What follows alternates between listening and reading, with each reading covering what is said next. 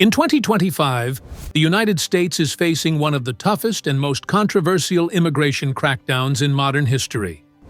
With President Donald Trump back in office, his second administration has wasted no time reviving and intensifying his signature policies. But there's one group quietly bearing the brunt of these sweeping changes: undocumented immigrants from South America.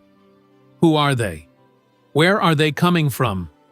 And how exactly are Trump's new policies reshaping their lives forever?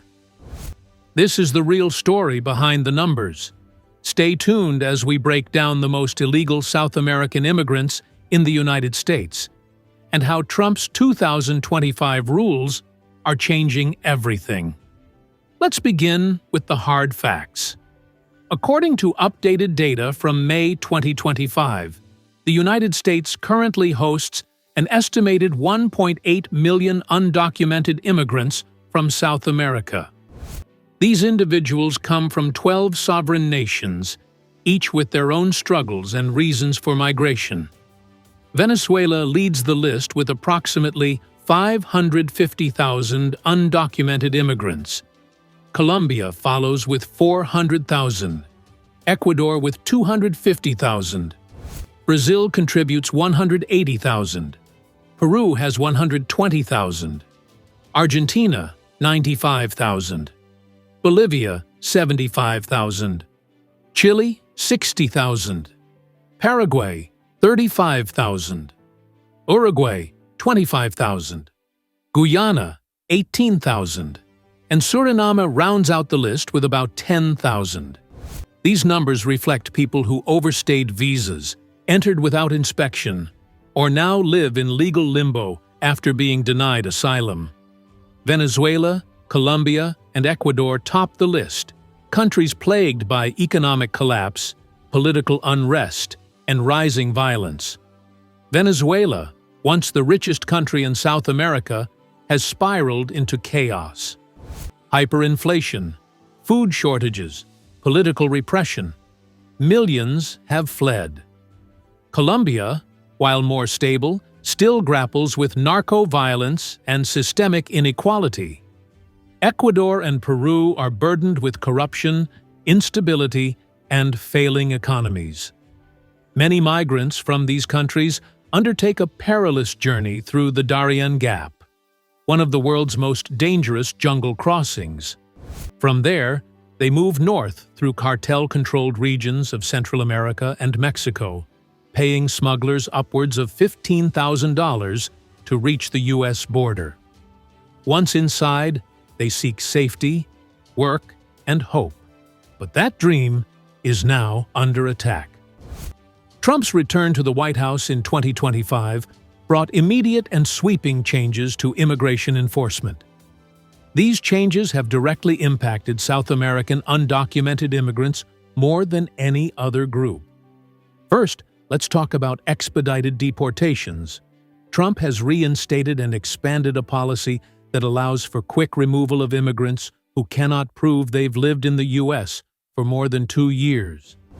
There's no court hearing, no appeals, just ICE agents, arrests, and removals.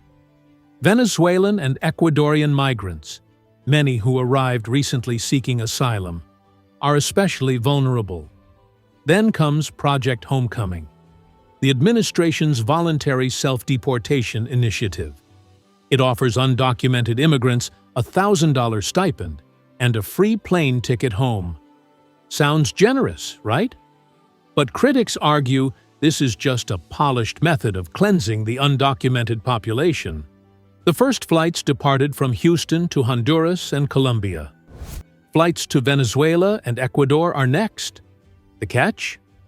Those who leave may be barred from re-entering for up to 10 years. Next, we have the dramatic revocation of Temporary Protected Status, TPS. This legal protection once shielded over 530,000 immigrants from deportation due to crises in their home countries. But in early 2025, TPS was stripped away from Venezuelans, Colombians, Haitians, and others. Now, even those who were legally present face removal. It's a total policy reversal, and it's sending shockwaves through communities across the U.S. Trump also signed a series of executive orders. EO 14159 requires all undocumented immigrants to register with the Department of Homeland Security. Failure to register can result in detention and deportation.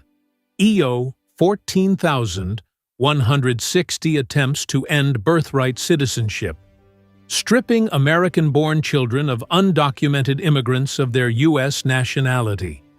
This executive order has been blocked in federal courts, but remains a central part of Trump's 2025 platform.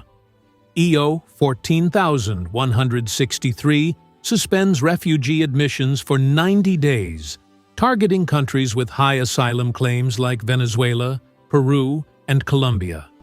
Then there's the Laken Riley Act, passed in January 2025. This law mandates detention for any undocumented immigrant arrested for certain crimes, even minor ones. Shoplifting, resisting arrest, or even unpaid parking violations could now trigger ICE detention.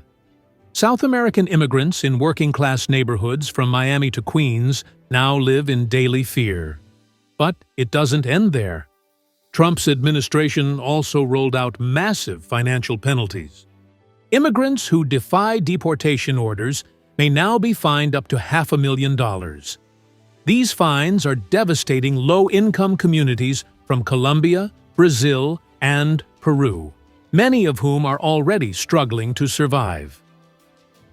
Let's take a closer look at the human cost by country. In Venezuela, asylum approval rates have dropped below 10%. ICE sweeps in Florida and Texas have led to hundreds of family separations.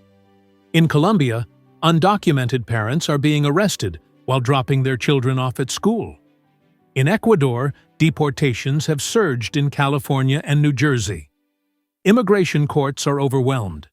Legal aid is collapsing under pressure. In Brazil, undocumented communities in Massachusetts and Florida are retreating from public life.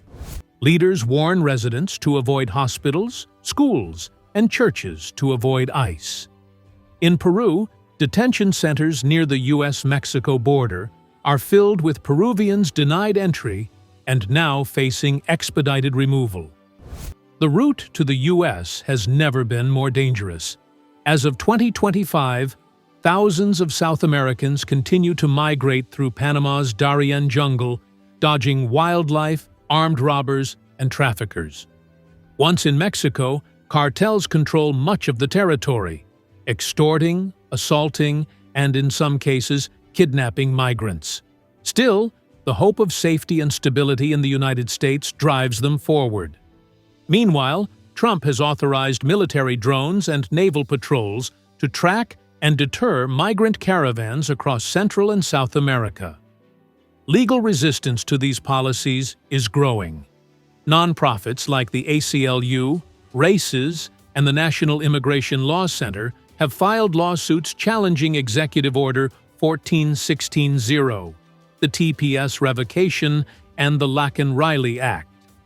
In Washington, activists rally daily, calling for compassion, due process, and immigration reform. But legislative hope is slim.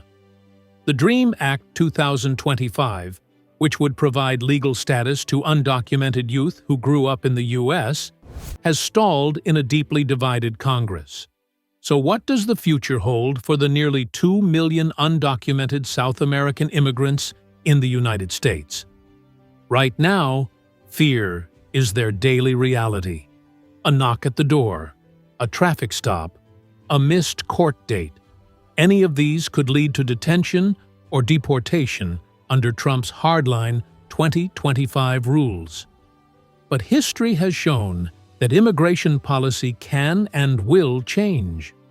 These undocumented migrants are not just statistics. They are workers, neighbors, and parents. Their stories matter. Their struggles deserve attention. And their futures depend on what happens next in America's political landscape. If you found this video informative, give it a thumbs up share it with someone who needs to hear the truth, and subscribe to University Hub for the latest updates on U.S. immigration policy, politics, and human rights.